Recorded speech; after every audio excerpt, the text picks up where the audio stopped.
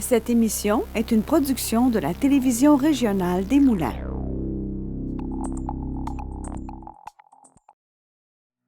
Bonjour et bienvenue à votre bulletin régional. En manchette, la pénurie de main-d'œuvre toujours un enjeu, bien trié avec Éco-Duo, la maison La Parenthèse soutient les familles et la 45e édition de Cégep en spectacle.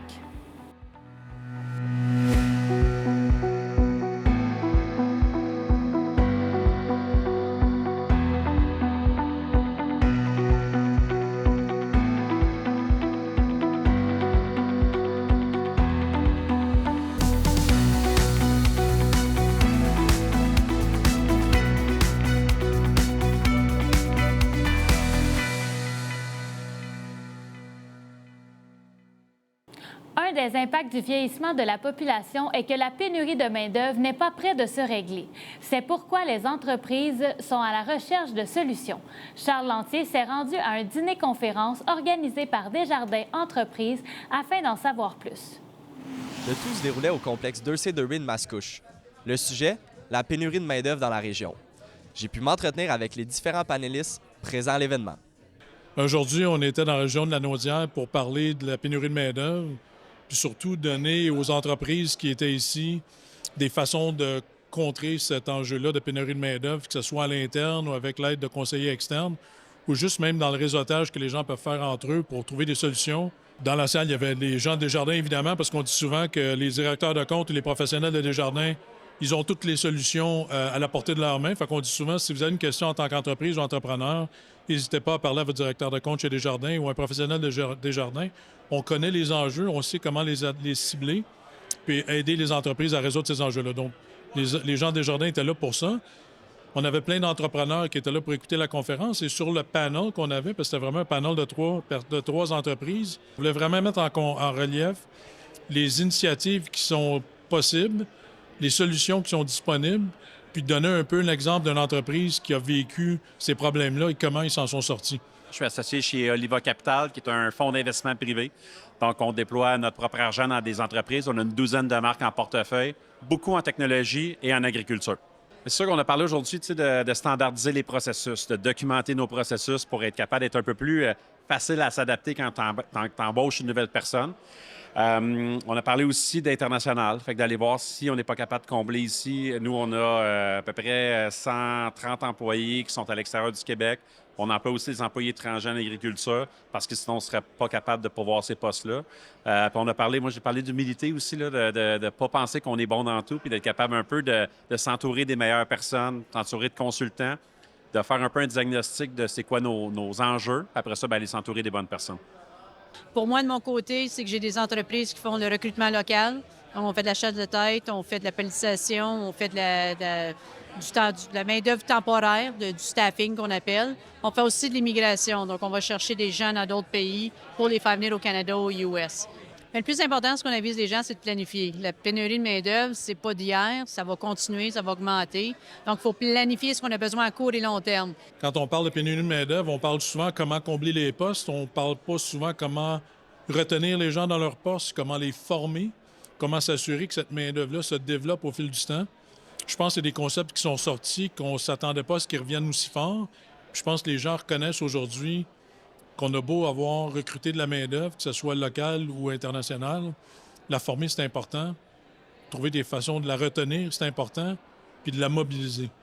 Je pense que c'est des concepts qu'on avait peut-être pris pour acquis, mais que les gens ont amenés sur la discussion, puis qui a vraiment été... ça a structuré une belle discussion à ce niveau-là. Bien, les gens commencent de plus en plus à en parler. C'est des nouvelles. Tous les jours, on en parle. La pénurie de main-d'œuvre, la pénurie de logement. Fait que tout ça, ça revient tout au même problème. Fait qu'il y a de plus en plus de discussions qui se font. Donc, les gens commencent à être plus ouverts. Tu sais, dans la Naudière, avant, les gens faire venir des gens d'autres pays, c'était pas tout le temps bien vu. Là, maintenant, on commence à en accueillir de plus en plus. Les gens changent leur mentalité, changent ce qu'on a besoin. Donc, plus on va faire des activités comme aujourd'hui, plus on va en parler, plus ça va aider les gens à découvrir ce qui est disponible sur le marché et qu'est-ce qu'ils peuvent faire pour résoudre leurs problèmes.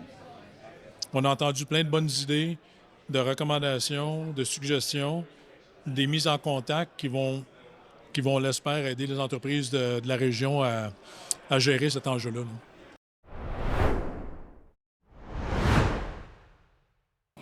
La Ville de Terrebonne a mis sur pied le duo Éco dans le but d'éduquer la population sur le recyclage et le compostage afin de réduire les déchets. Ce duo est formé de Grégory Pratt, spécialiste en gestion des matières résiduelles, et la conseillère en environnement, Andréane Fiola. Ils sont avec nous tous les deux pour en parler. Bonjour à vous. Bonjour, bonjour. Donc, expliquez-nous, c'est quoi ce nouveau projet? Bien, en fait, c'est l'éco-duo. Hein? On a dit duo éco, mais éco-duo. L'éco-duo, c'est un duo qu'on est formé ensemble, Andréane et moi. Moi, je suis citoyen de la ville. Puis Andréane, c'est une experte aussi en GMR qui travaille pour la ville. Donc, c'est vraiment de créer le pont, le dialogue entre les citoyens et la municipalité. C'est ça. En gros, c'est ça. En gros, c'est ça. Puis là, ça va se déployer comment? On a plusieurs actions qu'on veut mettre en route, là. C'est sûr que en ce moment, on parle beaucoup de l'environnement de manière négative. On se fait beaucoup dire qu'est-ce qui va pas bien, puis nous, on a envie de donner des trucs, des astuces pour trouver des solutions. Puis il y a tellement de choses qu'on peut faire pour réduire à la source en environnement. Puis en gestion des matières résiduelles, considérant qu'à Terrebonne, on a le plus gros site d'enfouissement de la région du Grand Montréal, bien, la Ville tient vraiment ça à cœur de réduire à la source le plus possible l'enfouissement. Donc, on a une équipe de l'Éco-Duo, justement. On va essayer de donner des conseils aux citoyens, que ce soit sous forme de vox pop, sous forme de chroniques, sous forme de petits reportages qu'on va faire pour essayer d'aider les citoyens.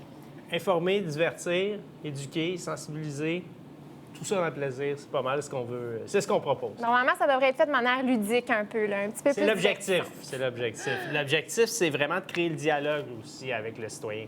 Parce que très souvent, on informe, hein? On diffuse des messages. Puis là, tu dis, bien, c'est parce que j'aurais une question, puis là, tu ne sais pas à qui la poser la question. Là, ça tombe bien, l'éco-duo est là, donc on est vraiment la source, on est les gens qui sont là, les gens peuvent nous rejoindre, nous écrire, communiquer avec nous.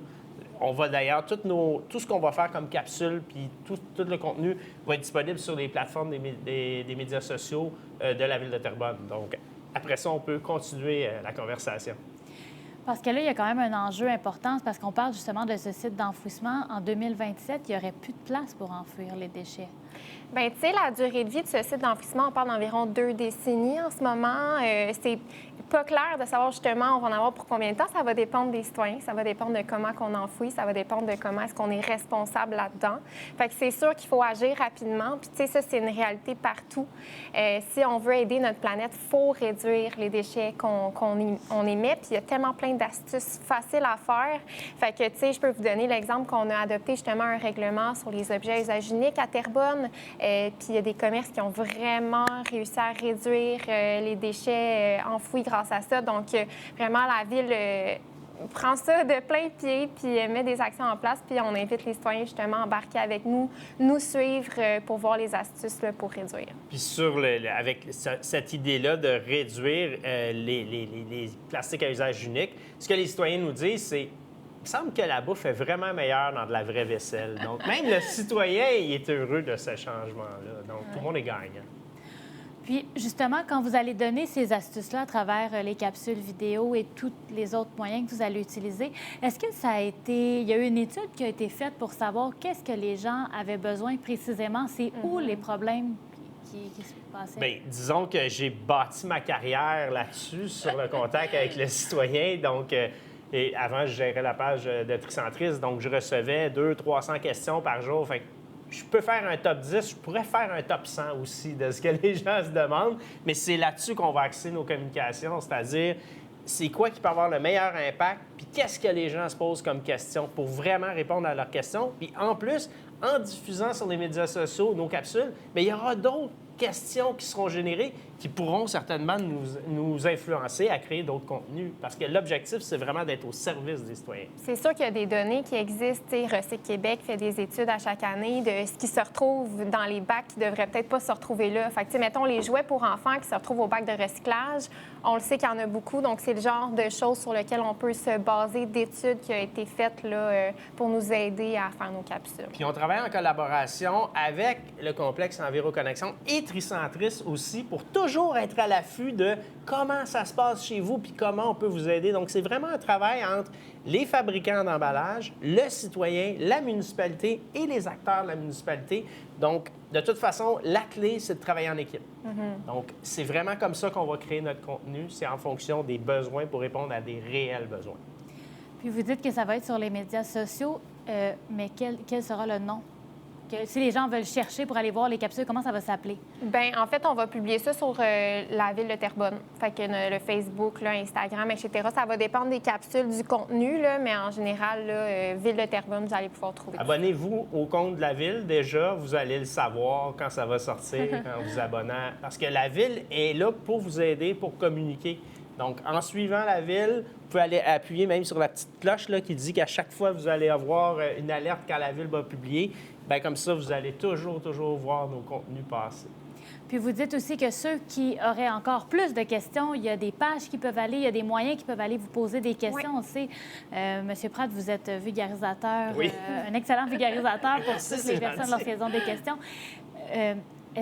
C'est quoi les moyens que les gens peuvent aller? C'est où les pages? Où ils peuvent vous demander vos... C'est sûr, sur les médias sociaux. On a aussi une adresse Une adresse courriel, c'est ecoduo@ville.terrebonne.qc.ca. Parfait. Bien, merci beaucoup d'avoir été avec nous. Bien, merci de l'invitation, pour plaisir d'échanger. Puis, si vous avez des questions, vous savez où nous rejoindre.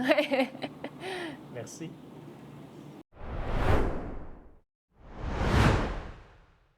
Rendez-vous sur le site de tvrm.ca. Consultez votre programmation, vos émissions et l'actualité dans l'Anaudière. Si vous désirez revoir ou si vous avez manqué un épisode, n'ayez crainte, toutes vos émissions se retrouvent sur notre site Internet. Vous pouvez désormais vous inscrire à l'infolettre pour recevoir les dernières nouvelles. Ne manquez pas votre bulletin en direct le mardi et le jeudi midi pour être informé de tout ce qui se passe dans votre région et plein d'autres émissions sur votre communauté. La télévision régionale des Moulins, pour voir et être vue.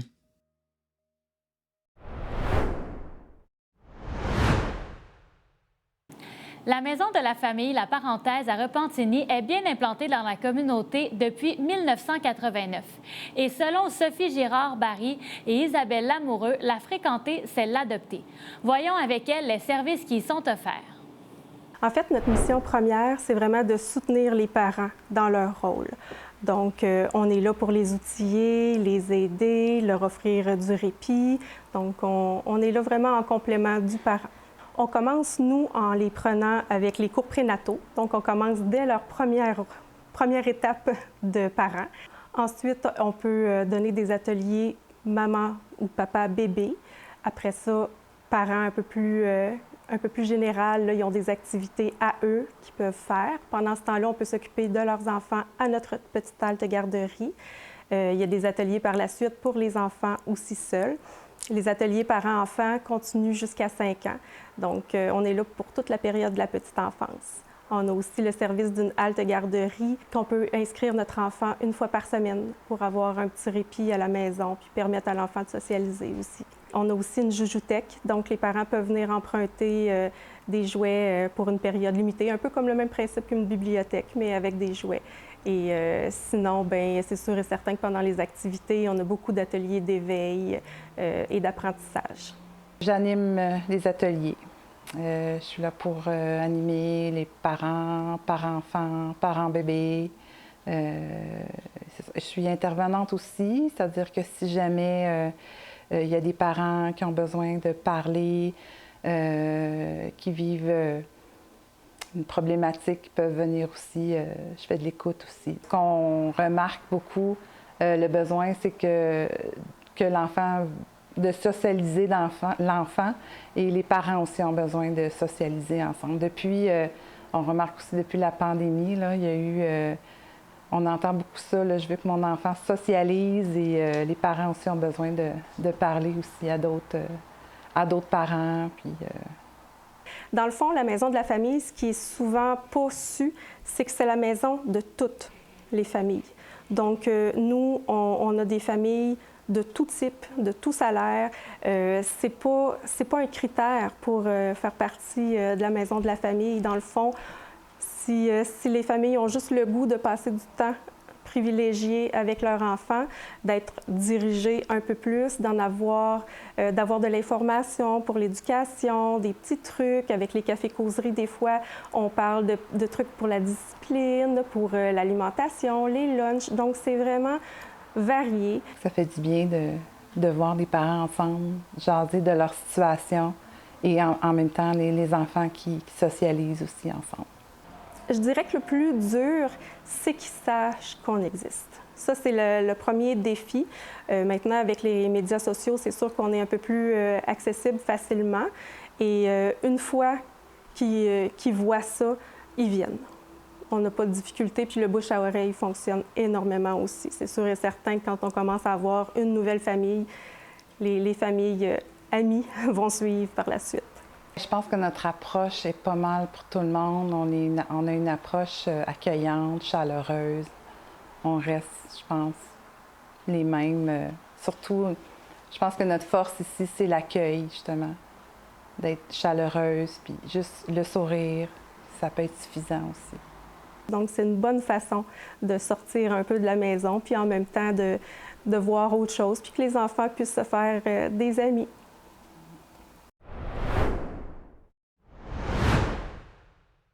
Cette année marque la 45e édition de Cégep en spectacle. Cégep en spectacle est un événement important pour les artistes professionnels et amateurs qui fréquentent le cégep. La finale locale aura lieu au Théâtre du Vieux-Terrebonne le 21 février prochain. Pour parler de cet événement, nous recevons la conseillère à la vie étudiante du Cégep de Lanaudière à Terrebonne, Manon Fleury. Bonjour, madame. Allô. Donc, pouvez-vous nous expliquer un peu c'est quoi Cégep en spectacle? Bien, Cégep en spectacle, c'est un des plus gros concours collégial des arts de la scène. Donc, sur scène, les étudiants peuvent chanter, danser, faire du théâtre, de l'art oratoire, du cirque, etc. Donc, c'est vraiment les arts de la scène. Et puis, c'est le plus grand concours là, qui existe là, à travers tous les cégeps là, depuis 45 ans maintenant. Puis on peut dire que c'est une grosse compétition où il y a plusieurs paliers. Il y a plusieurs paliers. En fait, il y en a 3. Donc, il y a les finales locales. Donc, les cégeps qui souhaitent participer à Cégep en spectacle tiennent une finale locale dans leur cégep. De cette finale-là, il y a un numéro gagnant qui va se rendre à la finale régionale. De façon que c'est un peu fait, c'est que à travers le RIASC, qui est le réseau intercollégial des activités socioculturelles du Québec, donc à travers le RIASC, on est divisé en 5 régions. Et puis, comme Terrebonne, on fait partie de la région Centre-Ouest. Donc, le numéro gagnant qui va être connu mercredi prochain va se rendre à la finale régionale qui a lieu cette année au cégep Lionel Groulx. Donc, tous les cégeps de notre division Centre-Ouest, on est 11 cégeps. De cette finale régionale-là va sortir 2 gagnants.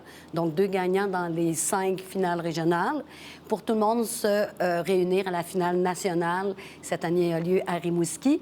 Et donc, les 2 gagnants de chacune des régions vont se retrouver à Rimouski là, pour déterminer le grand gagnant du concours. On comprend que c'est un grand événement. C'est quoi l'importance pour un étudiant de participer à Cégep en spectacle versus les autres événements culturels qu'il y a au cours de l'année dans un cégep? Bien, en fait, ils sont tous importants. Là. Il n'y en a pas un plus que l'autre. Cégep en spectacle, c'est une autre des offres qu'on peut offrir, je peux dire, là, aux étudiants. Je veux dire, c'est sûr que, tu sais, performer sur scène, ça amène un défi, un dépassement de soi. Et puis, Cégep en spectacle permet de dire, bien, je vais vivre l'expérience dans une scène professionnelle. On joue au Théâtre du Vieux-Terrebonne, donc avec des techniciens de scène qui sont professionnels. Donc, ça leur permet aussi de vivre une expérience de scène. Peu importe que sur le lot, il y en ait qui font ça par passion, puis qu'il y en a qui font ça de dire, bien, j'aimerais percer dans le milieu. Fait que, tu sais, chacun va avec ses intérêts, tu sais. Fait que c'est différent pour chacun. Mais c'est sûr que Cégep en spectacle, c'est l'événement qui est le plus connu parmi les activités du RIASC parce que c'est un concours, puis on est beaucoup dans les médias, fait que c'est le plus connu. Mais c'est comme aussi le petit challenge là, de dire, ouf, OK, c'est vraiment un concours. Les autres, c'est plus des événements. Là, celui-là, c'est vraiment un concours avec, au final, des gagnants puis des bourses quand même majeures. Là.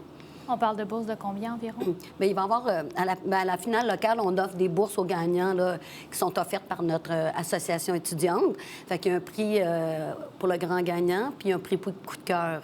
Il y a un jury à 30 personnes qui vont déterminer le prix coup de cœur là, de la soirée. Et puis après ça, à la régionale, bien, là, il commence à avoir d'autres prix. Il y a des prix que les étudiants, mettons, un étudiant qui se rend à la régionale, et puis que finalement, il ne gagne pas la régionale, mais peut être éligible pour des prix. Je donne un exemple en danse. Tu n'as pas gagné ta régionale, mais tu t'es rendu à la régionale, tu ne l'as pas gagné, tu es en danse. Bon, bien, parmi tous les numéros de danse des différentes finales régionales, bien, là, il y a un prix pour la danse. Fait que les gens de ce prix-là vont se réunir. Ils vont regarder les vidéos des numéros de danse, puis ils vont déterminer un gagnant qui va être nommé à la finale nationale. Fait qu'il y a quand même une bonne panoplie là, de possibilités là, de remporter des prix, des formations, des enregistrements, des séances photos professionnelles pour les artistes. Là. Puis ça fait combien d'années que le Cégep de Terrebonne y participe? Moi, je suis arrivée en 2000. Le Cégep existe depuis 98. Là. On fêtait nos 25 ans l'an passé. On a commencé comme une dizaine d'années après que je sois arrivée. Fait depuis 2010 qu'on participe. Oui, effectivement, 2010.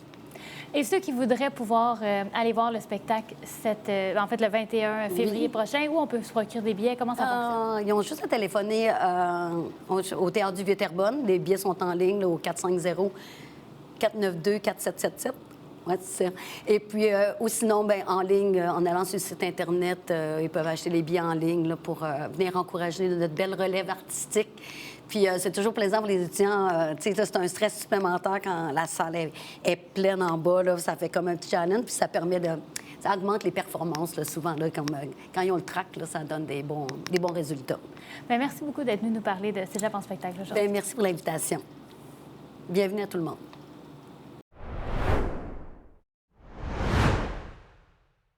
Je me suis rendu à la Villa de la Paix à Thursday pour visiter les lieux.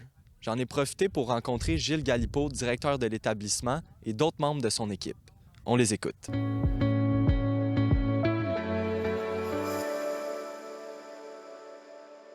Bien, moi, je m'appelle Jacinthe, puis moi, c'est dans le fond le service à la clientèle, accueil client. Donc, c'est moi qui fais les admissions, les préadmissions, c'est moi qui parle avec... dans le fond, c'est moi qui amène le client à venir en thérapie pour qu'il puisse s'en sortir. Je m'occupe du centre depuis 15 ans.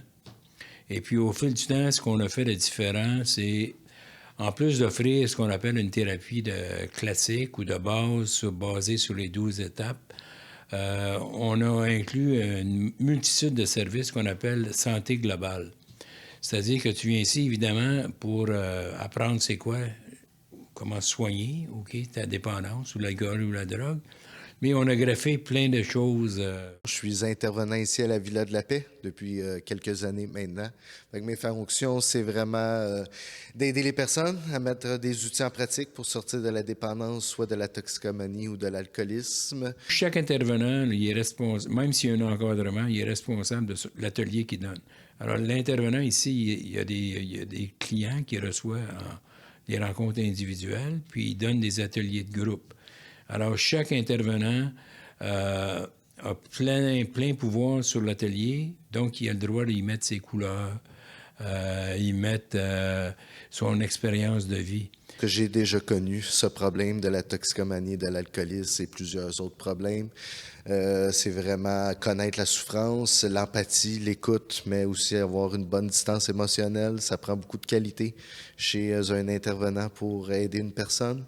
C'est de travailler sur les comportements, les égos, vraiment faire des prises de conscience sur les blessures d'enfance, vraiment voir la motivation, avoir une approche motivationnelle chez les personnes, trouver des solutions brèves pour certains programmes.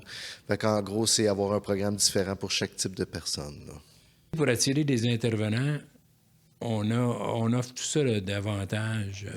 Puisqu'on est dans une région assez éloignée, on offre de l'hébergement pour les gens qui viennent travailler ici. Ils ont aussi accès à tous les services du centre. C'est-à-dire qu'on va établir un programme de sport individuel. Tu manges au centre, c'est gratuit. On offre de l'hébergement, des appartements. Évidemment, ils peuvent retourner à la maison quand ils veulent, mais c'est un plus qu'on offre aux gens.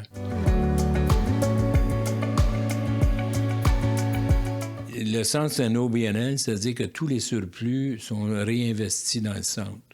On a investi environ 500 000 dans le dernier 15 ans pour rénover le centre. Le centre, on n'est pas allé dans le luxueux, mais on est allé dans le confort. Alors, chaque résident a une chambre privée. C'est que la personne rentre ici dans la souffrance, rentre ici dans la honte, la culpabilité, dans l'isolement. Fait que qu'est-ce qui est difficile, c'est d'aller chercher une certaine motivation, un désir chez la personne, de trouver ses qualités, d'aller chercher des défis hebdomadaires, quotidiens, mensuels, d'aller chercher les qualités, une fierté chez la personne, de trouver le positif, une visualisation positive. Ça va tout chercher les sphères de notre vie, dans le fond, ici, là, à l'extérieur. Qu'on essaie de faire un environnement pour qu'on devienne autonome dans la vraie vie de tous les jours, puis d'être capable de vivre avec notre dépendance dans la vie de tous les jours. Fait que c'est ça qu'on essaie de créer ici, de réapprendre à vivre, une rééducation, une reprogrammation au niveau cérébral, au niveau de l'âme, au niveau de l'être, au niveau... c'est vraiment... ça l'englobe tout, là. C'est vraiment ça. Oui, c'est une rééducation. On retourne sur les bancs à l'école pour apprendre à vivre. C'est comme ça, avec de l'amour. Beaucoup d'amour, beaucoup d'amour. En fait, lorsque tu as terminé ta thérapie, le vrai travail commence. C'est-à-dire qu'on appelle ça un système ou un programme de post-cure. Alors, nous, on offre un programme de post-cure que j'appelle assez élaboré, c'est-à-dire qu'on offre ici 4 rencontres par semaine. Ensuite, comme ancien résident, tu peux venir sur les terrains quand tu veux. On a accès, on a 7 millions de pieds carrés, tu peux te promener, faire de la randonnée, de la raquette. Tu peux venir avec ta conjointe, tes enfants. Alors, ici, tu es comme chez toi. En même temps, nous, les anciens qui viennent nous visiter, ça l'encourage ceux qui sont sur place. On est vraiment des personnes qui ont toutes vécu la même chose. Donc, l'approche c'est vraiment une connexion qui se fait, une fusion là, entre tout le monde ici. Les personnes le disent, là, ils se sentent en paix ici. T'entends pas de sirène, il n'y a pas de voisins. Fait qu'il y a beaucoup de marches en forêt. Ici, on offre yoga, on a la méditation, acupuncture, des approches sur... on a un gym ici au sous-sol, fait qu'on a une approche sur le retour à une santé physique. On a des personnes qui viennent de l'extérieur, beaucoup d'anciens de la villa qui viennent faire des meetings ici. Il y a le nous, l'appartenance, c'est comme une deuxième maison pour chaque personne qui passe ici.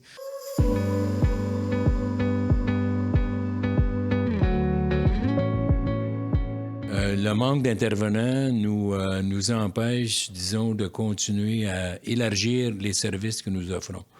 À titre d'exemple, on avait un programme de thérapie externe. Tout le programme est élaboré. On a même créé une section du site web. On n'a pas d'intervenants. Étonnamment, il n'y a aucun centre au Québec pour les anglophones. Même s'il y a 1 million d'anglophones dans la région métropolitaine de Montréal, il n'y a pas de centre anglophone à un coût abordable. Alors nous, en même chose, on établit tout le programme, on n'a pas d'intervenants. C'est des exemples où on pourrait continuer à élargir notre palette de services et puis qu'on manque de personnel.